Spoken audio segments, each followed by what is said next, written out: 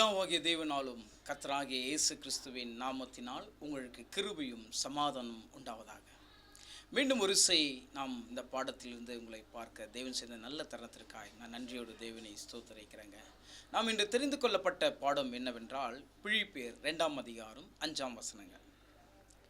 கிறிஸ்து இயேசுவில் இருந்த சிந்தையே உங்களிலும் இருக்க கடவது. கிறிஸ்து இயேசுவில் இருந்த சிந்தை உங்களில் இருக்க கடவது. ஒரு கிறிஸ்துவர்களை சார்ந்திருக்கிற மனுஷர்களை பார்த்து தேவன் நம்மோடு இன்று தினத்தில் பேசி கொண்டிருக்காருங்க. கிறிஸ்து இயேசுவில் இருக்கிற சிந்தை உங்களில் இருக்க கடவது. அப்போது கிறிஸ்துவை பின்பற்றுவர்களிடத்தில் தேவன் ஒரு விஷயத்தை எதிர்பார்க்குறாருங்க. என்ன எதிர்பார்க்குறாரு என்றால், கர்த்தராகிய இயேசு கிறிஸ்து அவர் சிந்தையை கொண்டிருக்கும்படி நம்ம இடத்தில் ஒரு விஷயத்தை எதிர்பார்க்குறாருங்க. அவருடைய சிந்தை எதவாக இருந்துச்சுங்க, அது நமக்கு அநேக விதத்தில் நம்ம பார்க்கலாங்க. ஆனால் அதிலிருந்து ஒரு பாகத்தை நாம் இன்று தினத்தில் தியானிக்கிறேங்க. நம் வாசிக்க கேட்ட வண்ணமாய் இயேசு கிறிஸ்துவுடைய சிந்தை என்ன என்பது தான் இந்த பாடத்திலிருந்து நம்ம பார்க்க போகிறோங்க. சரிங்களா? நம் வாசிக்க கேட்போங்க. யோவான் எழுதின சுவிசேஷம் 12ஆம் அதிகாரம் 49ஆம் வசனங்க. நான் சுயமாய் பேசவில்லை, நான் பேச வேண்டியது இன்னதென்றும் உபதேசிக்க வேண்டியது இன்னதென்றும் என்னை அனுப்பின பிதாவே எனக்கு கட்டளையிட்டார். பாருங்க, கர்த்தராகிய இயேசு கிறிஸ்து நம் மத்தியில் பேசி கொண்டிருக்காருங்க. கிறிஸ்து இயேசுவில் இருந்த சிந்தை உங்களுக்குள் இருக்க கடவுது. இயேசு கிறிஸ்து இந்த பூமிக்கு எதற்காக வந்தார் என்பதை நாம் அறிந்திருக்கிறோங்க. அப்படி என்றால், ஆதாமுக்குள் எல்லாரும் மரிக்கிறதை போல கிறிஸ்துவுக்குள் எல்லாரும் உயிர்ப்பிக்கப்பட வேண்டுங்க. ஆதாம் எப்படி தேவனுடைய வார்த்தையை மீறினாரோ, கர்த்தராகிய இயேசு கிறிஸ்து தேவனுடைய வார்த்தையை கீழ்ப்படிந்து அந்த கீழ்ப்படிதல்னால நமக்கு கொடுக்கப்பட்டிருக்கிற அந்த ரட்சிப்புக்கு தேவன் இன்று நம்ம தினத்தில் பேசி கொண்டிருக்காருங்க. என்னென்றால், நான் சுயமாய் பேசவில்லை, நான் பேச வேண்டியது என்னதென்றும் உபதேசிக்க வேண்டியது என்னதென்றும் என்னை அனுப்பின பிதா எனக்கு கட்டளையிட்டார். அப்படின்னா இயேசு கிறிஸ்து அவருடைய சுயமாய் ஒன்றும் இந்த பூமியில் என்ன பண்ணலாம், செயல்படலைங்க. அவர் சுயமாய் ஒன்றும் இந்த பூமியில் அவர் பேசலைங்க.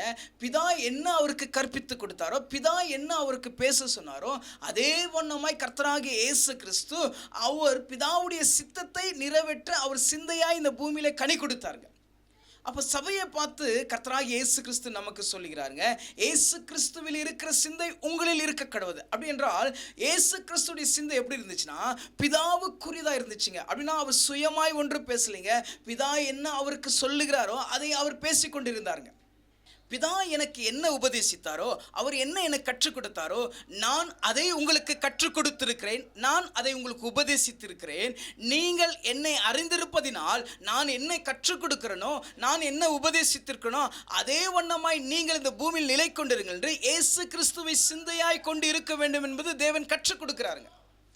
என் அன்பான சகோதர சகோதரிகளே, நாம் வாசித்த வண்ணமாய் இயேசு கிறிஸ்து தன் சுயமாய் ஒன்றும் பேசவில்லைங்க. பிதாவுடைய சித்தத்தை அவர் நிறைவேற்றினாருங்க. அவருக்கு என்ன உபதேசித்து கற்றுக் கொடுத்தாரோ அதையே இயேசு கிறிஸ்து சபைக்கு உபதேசத்தை கற்றுக் கொடுத்தாருங்க. இன்று கிறிஸ்துவர்களை சார்ந்திருக்கிற நமக்கு அவர் சொல்லி கொண்டிருக்காருங்க, நீங்க இயேசு கிறிஸ்துவை சார்ந்திருக்கிறீர்கள் என்றால் உங்கள் சுயமாய் ஒன்றும் பேசாதபடிக்கு இயேசு கிறிஸ்து உங்களுக்கு கற்பித்து கொடுத்ததை நீங்கள் பேச வேண்டும் என்பது தேவன் கற்றுக் கொடுக்கிறாருங்க. அது என்னவென்றால் நாம் வாசிக்க கேட்பங்க. 1 யோவான் 2:6. அவருக்குள் நிலைத்திருக்கிறேன் என்று சொல்லுகிறவன் அவர் நடந்தபடியே தானும் நடக்க வேண்டும். பாருங்க, இயேசு கிறிஸ்துவின் சிந்தை உங்களில் இருக்க கடவுது. எப்படி இருக்க வேண்டும் என்றால், அவருக்குள் நிலைத்திருக்கிறேன் என்று சொல்லுகிறவன் அவர் நடந்தபடியே தானும் நடக்க வேண்டும் என்பது தேவன் வேதத்திலிருந்து கற்றுக் கொடுக்கிறாருங்க. ஒரு கிறிஸ்துவன் தேவனை சார்ந்து நடக்கிற ஒரு மனுஷனுக்கு சொல்றாருங்க, இயேசு கிறிஸ்துவுக்குள் நிலைத்திருக்கிறேன் என்று சொல்கிறவன் அவர் சொன்னபடியும் அவர் நடந்தபடியும் நடக்க வேண்டும் என்பது தேவன் கற்றுக் கொடுக்கிறாருங்க. உங்கள் சுயமாய் ஒன்றும் இல்லாதபடிக்கு தேவன் இயேசு கிறிஸ்துக்கு என்ன கற்பித்து கொடுத்தாரோ அவர் உபதேசித்ததை போல இயேசு கிறிஸ்து நமக்கு கற்றுக் கொடுத்திருக்கிறதை நாம் அதே உபதேசிக்க வேண்டும் என்பதை தேவன் இந்த வேத பாடத்திலிருந்து கற்றுக் கொடுக்கிறாருங்க. இயேசு கிறிஸ்துடைய சிந்தை உங்களுக்குள்ளாக இருக்க கடவுது என்று சொல்றாருங்க. நாம் வாசிக்க கேட்பங்க. மத்தேயு எழுதின சுவிசேஷம் 22ஆம் அதிகாரம் 37ஆம் வசனங்க. இயேசு அவனை நோக்கி, உன் தேவனாகிய கர்த்தரிடத்தில் உன் முழு இருதயத்தோடும் உன் முழு ஆத்துமாவோடும் உன் முழு மனதோடும் அன்பு கூறுவாயாக. பாருங்க, ஒரு கிறிஸ்துவரை சார்ந்திருக்கிற மனுஷனை பார்த்து அருமையான இயேசு கிறிஸ்து நம்ம இடத்துல பேசுறாருங்க. நீங்கள் உங்கள் தேவனாகிய கர்த்தரை முழு இருதயத்தோடு, முழு மனதோடு, முழு ஆத்துமாவோடு தேவனை அன்பு கூற வேண்டும் என்பதை தேவன் கற்றுக் கொடுக்கிறாருங்க. நீங்க கூறுகிற அன்பு அது மனம் போன போக்கில் தன் சுயமாய் அல்லங்க. முழு இருதயத்தோடு, முழு ஆத்துமாவோடு, முழு பலத்தோடு தேவனை அன்பு கூறுவாயாக என்று தேவன் கற்றுக் கொடுக்கிறாருங்க. என் அன்பு சகோதர சகோதரிகளே, யார் ஒருவன் கர்த்தராகிய இயேசு கிறிஸ்துக்குள் நிலை கொண்டு இருக்கிறானோ அவன் அவரை போலவே நிலை கொண்டு வாழும்படி தேவன் கற்றுக் கொடுக்கிறார். நாம் சுயமாய் பேசிக்கொண்டு தன் சுய சிந்தனைக்குள்ளாக நிலை கொண்டு இருக்கிறோம் என்றால், நான் இயேசு கிறிஸ்துவுக்குள் நிலை கொண்டு இல்லை என்பதை வேதம் நமக்கு கற்றுக் கொடுக்குதுங்க. பிதாவாகிய தேவனுடைய சித்தத்தை இயேசு கிறிஸ்து நிறைவேற்றினதை போல இயேசு கிறிஸ்துடைய சிந்தை கொண்டு இருக்கிற நாம் அவருடைய சித்தத்தின் புறமா நடக்க வேண்டும் என்பது தேவன் கற்றுக் கொடுக்கிறாருங்க. நாம் வாசிக்க கேட்போங்க. யோவான் எழுதின சுவிசேஷம் 15ஆம் அதிகாரம் 10ஆம் வசனங்க. நான் என் பிதாவின் கற்பனைகளை கைக்கொண்டு அவருடைய அன்பிலே நிலைத்திருக்கிறது போல நீங்களும் என் கற்பனைகளை கைக்கொண்டிருந்தால் என்னுடைய அன்பிலே நிலைத்திருப்பீர்கள். நான் என் பிதாவின் கற்பனைகளை கைக்கொண்டு நடக்கிறதை போல நீங்கள் என்னுடைய கற்பனைகளை கைக்கொண்டு நடக்க வேண்டும் என்பது தேவன் கற்றுக் கொடுக்கிறாருங்க. இதான் இயேசு கிறிஸ்துடைய சிந்தை சபை மேல வைத்திருக்கிறாருங்க. எப்படி வைத்திருக்கிறார்? அவர் பிதாவாகிய தேவனை முழு இருதயத்தோடும், முழு ஆத்மாவோடும், முழு மனதோடும் தேவனை அவர் அன்பு கூர்ந்தாருங்க. அவர் அன்பு கூர்ந்ததினால இயேசு கிறிஸ்து பிதாவுடைய சித்தத்தை இயேசு கிறிஸ்து முழுமையாய் நிறைவேற்றினாருங்க.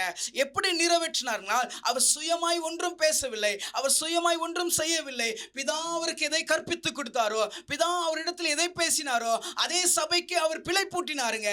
இயேசு கிறிஸ்துவை சார்ந்திருக்கிற என் ஜனங்கள் அதே வண்ணமாய் அவரை போலவே இந்த உலகத்துக்கு கிறிஸ்துவர்களுக்கு பிழை பூட்ட வேண்டும் என்பது தேவன் கற்றுக் கொடுக்கிறாருங்க. பிதாவுடைய கற்பனையில் இயேசு கிறிஸ்து எப்படி முழுமையாய் அதை செய்து முடித்தாரோ, இயேசு கிறிஸ்துடைய கற்பனையை சபையாகிய நாம் இதை செய்து முடிக்க வேண்டும் என்பது தேவன் கற்றுக் கொடுக்கிறாருங்க. நாம் வாசிக்க கேட்போங்க. மத்தேயு எழுதின சுவிசேஷம் 5ஆம் அதிகாரம் 16ஆம் வசனங்க.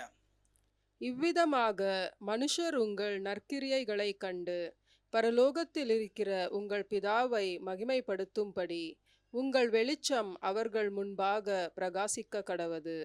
மனுஷர்கள் உங்கள் நற்கிரைகளை கண்டு பரலோகத்தில் இருக்கிற உங்கள் பிதாவை மகிமைப்படுத்தும்படி அவர்களுக்கு முன்பதாக உங்களுடைய வாழ்க்கை பிரகாசமா இருக்கணும் என்பதை தேவன் கற்றுக் கொடுக்கிறார்கள்.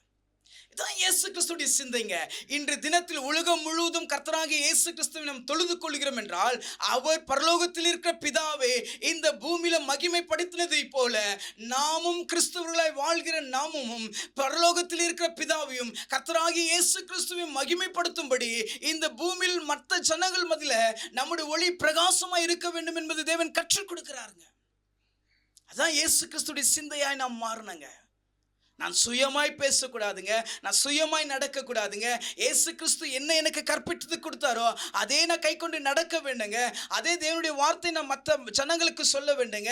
இயேசு கிறிஸ்துக்குள் நிலை கொண்டு இருக்கிற நான் இயேசு கிறிஸ்துவை போலவே நிலை கொண்டு கனி கொடுக்க வேண்டும் என்று கற்றுக் கொடுக்கிறாருங்க. நாம் வாசிக்க கேட்பங்க. யோவான் எழுதின சுவிசேஷம் 17ஆம் அதிகாரம் 4ஆம் வசனங்க. பூமியிலே நான் உம்மை மகிமைப்படுத்தினேன். நான் செய்யும்படி நீர் எனக்கு நியமித்த கிரியையை செய்து முடித்தேன். பாருங்க, கர்த்தராகிய இயேசு கிறிஸ்து அழகாய் சொல்றாருங்க. பூமியிலே பிதாவாகிய தேவனை கர்த்தராகிய இயேசு கிறிஸ்து மகிமைப்படுத்தினாருங்க. எப்படி மகிமைப்படுத்தினார்னா, பிதாவுக்குரியதை சிந்தித்து பிதா அவருக்கு என்ன கற்பித்து கொடுத்தாரோ அதே வண்ணமாய் நடந்தாருங்க. இன்னைக்கு கர்த்தராகிய இயேசு கிறிஸ்து சபை அவரை தொடர்ந்து போய் கொண்டு இருக்குதுங்க. அவரை தொடர்ந்து பின்பற்றி கொண்டிருக்கிற சபைக்கு பார்த்து சொல்றாருங்க, நீங்களும் பரலோகத்தில் இருக்கிற பிதாவையும் கர்த்தராகிய இயேசு கிறிஸ்துவையும் மகிமைப்படுத்தும்படி உங்க வாழ்க்கை இந்த பூமியில் கனி கொடுக்க வேண்டும் என்பதை கற்றுக் கொடுக்கிறாருங்க. எப்படி என்றால், பூமியிலே நான் உம்மை மகிமைப்படுத்தினேன், நான் செய்யும்படி நீர் எனக்கு நியமித்த கிரியை செய்து முடித்தேன். என் அன்பு சகோதர சகோதரிகளே, இயேசு கிறிஸ்துவுக்கு பிதா என்னத்தை கற்பித்து கொடுத்தாரோ அதை முழுமையாய் செய்து முடித்தாருங்க. சபைக்கு தேவன் ஒரு திட்டத்தை வைத்திருக்கிறாருங்க. அந்த திட்டத்தை செய்யத்தக்கதாக சபையை அழைத்திருக்கிறாருங்க. சபையை அழைத்திருக்கிற தேவன் அந்த திட்டத்தை நாமும் நிறைவேற்றுகிறவர்களாய் இருக்கிறோம் என்றால், நித்தியத்தின் பரம கானானுக்காக நம்மளை அழைக்க தேவன் நம்மை அழைத்திருப்பதை நாம் நினைவு கூற முடியுங்க. என் அன்பு சகோதர சகோதரிகளே, கர்த்தராகிய இயேசு கிறிஸ்து இந்த பூமியில தேவனை மகிமைப்படுத்தினாருங்க. இயேசு கிறிஸ்து பிதாவுக்குரிய சிந்தையை முழுமையாய் செய்து முடித்தாருங்க. அப்படியே சபைக்கு சொல்றாருங்க, பூமியில் நான் உம்மை மகிமைப்படுத்தினேன், நான் செய்யும்படி நீர் எனக்கு நியமித்த கிரியை செய்து முடித்தேன். கர்த்தராகிய இயேசு கிறிஸ்து இந்த பூமியில பிதாவுடைய சித்தத்தை செய்து அவர் முடித்தாருங்க.